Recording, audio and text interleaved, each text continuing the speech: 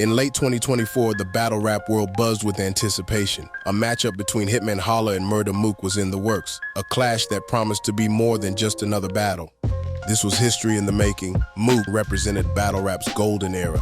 Hitman, with his electrifying stage presence, embodied the culture's evolution. The stars seemed perfectly aligned. Enter Gerald McCoy, the NFL star whose passion for battle rap translated into more than just fandom.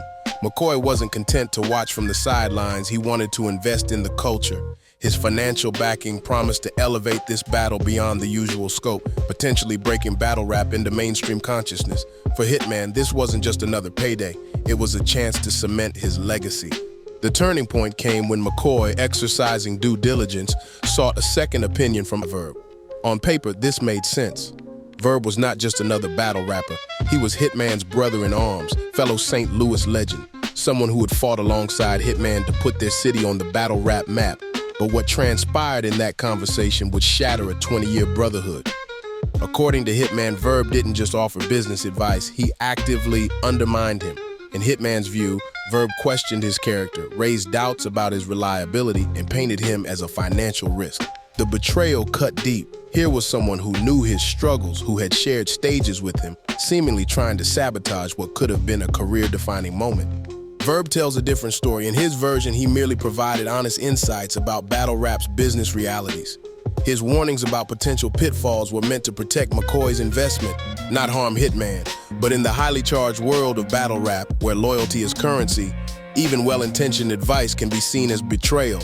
McCoy himself would later try to clarify, describing Verb's comments as cautionary rather than malicious. But by then, the damage was done. The incident had exposed fault lines in Hitman and Verb's relationship that had been growing for years.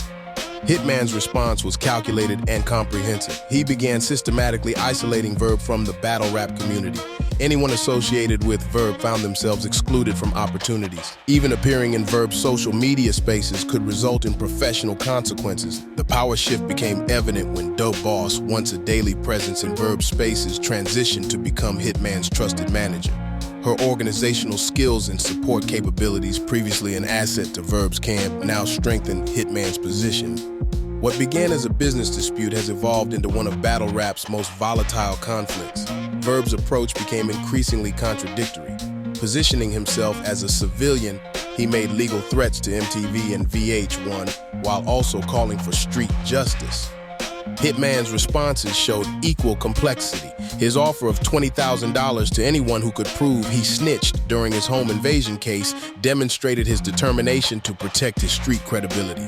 Yet he carefully navigated these allegations to protect his mainstream career, particularly his role on Wild 'N Out. What began as a conflict between two former friends has expanded to engulf much of the battle rap community.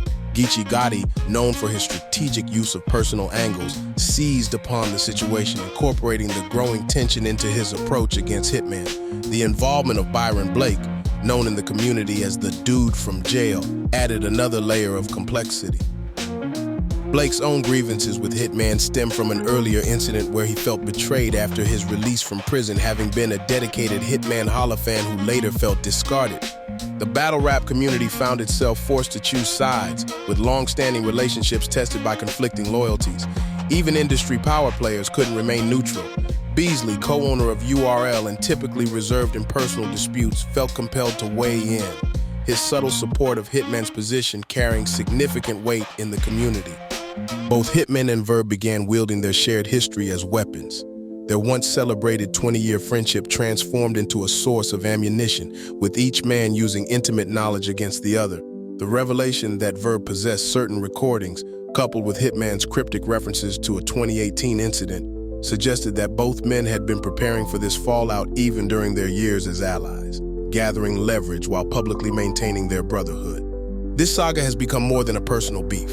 It's a reflection of battle rap's evolution. The intersection of street credibility, mainstream success, and personal loyalty has created unprecedented tensions. Old-school battle rap values clash with new-school business opportunities, forcing the culture to confront difficult questions about loyalty, business, and the price of friendship. The deeper one looks into this conflict between Hitman and Verb, the more questions emerge. Why would Hitman, knowing Verb's mother is battling serious illness, choose to reference her in his battle with Geechee Gotti. Such personal attacks, particularly involving family members in health crises, traditionally cross an unspoken line in battle rap, yet the boundaries between performance and reality seem to have dissolved in this feud. But Verb's mother's sexuality has been referenced in many battles. The initial fracture raised its own questions. After the McCoy incident, why didn't Verb, who claims decades of brotherhood with Hitman, simply pick up the phone and clear the air? A direct conversation might have prevented months of public hostility. Similarly, given Hitman's considerable resources and connections, why hasn't he attempted to broker peace? One phone call could potentially de-escalate a situation that threatens to mar both their legacies. Perhaps most puzzling is the timing. Hitman stands at what many consider his career peak, having just delivered what's widely regarded as one of his finest performances against Geechee Gotti on his own Bags and Bodies card at his first event. He's successfully navigated the transition from battle rapper to league owner, proven his business acumen, and demonstrated his ability to perform under unprecedented pressure. With so much momentum, how will he ultimately respond? The answers remain elusive, but the tensions continue to escalate. What happens next may reveal more about Hitman than any battle could. At this moment of triumph, with the culture's eyes upon him and the power firmly in his hands, his next moves will show whether he truly controls the narrative or if the narrative controls him. He won the battle. He killed the dance floor. He made friends with everybody. There was just one problem. He was in the wrong hood. Big T tried to warn him. DNA tried to stop him. But K-Shine had to learn the hard way. The Algorithm Institute of Battle Rap presents a story about what happens when New York swagger meets Chicago hospitality.